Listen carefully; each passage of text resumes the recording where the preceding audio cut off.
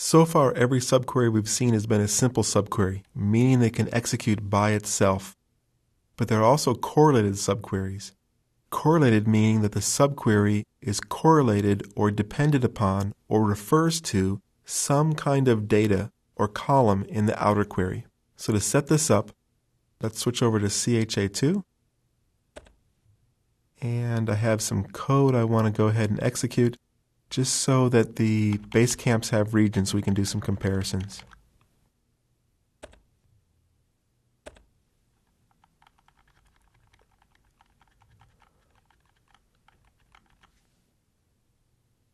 Just to examine the data, the location matrix here shows which regions for customers match up for which regions for tours, just to show that there are some matches in the data that we just set up.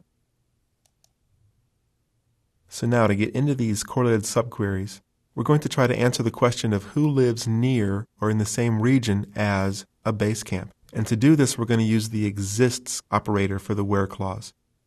The way the exists works is that it runs the subquery, and if a row is returned, then the exists is considered to be true.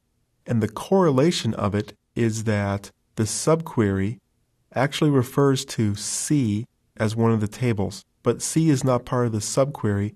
C is part of the outer query. So in the simple subquery ran once, the answer was returned to the outer query was executed, and then we got the result. The opposite happens with a correlated subquery. Here, the outer query executes first, and then there's a row, and then for every row in the outer query, the inner query or the subquery is executed. And in this case, the subquery is able to reference the customer region for every time it's executed. Even though this is how we logically think about the execution of a correlated subquery, physically it doesn't happen this way inside of SQL Server. So while we might think, oh man, this is going to be a terrible slow query, in fact, I've seen cases where correlated subqueries just scream in performance and perform better than other ways of stating the same query. One other thing to point out about this is that it's okay here to say select star or to select asterisk. Normally that would be a bad practice, but all we're doing here is looking for the presence of a row. And if a row is present, the exists is true, so select star is actually the best way to write this query.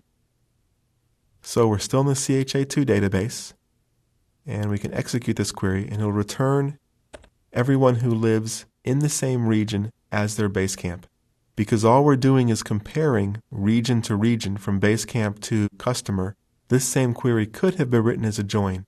In fact, you'll find that most joins can be written as correlated subqueries, but there will be times when you find that you're doing something so complex that the correlated subquery is the best way and the only way to write it.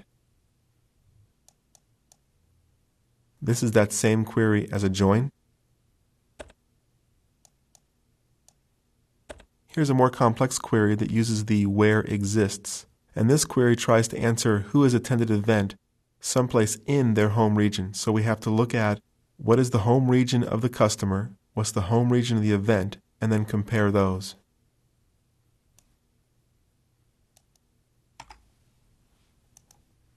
And then to show the same query as a join, maybe it's my personal preference, but if I can write it as a join, I prefer joins.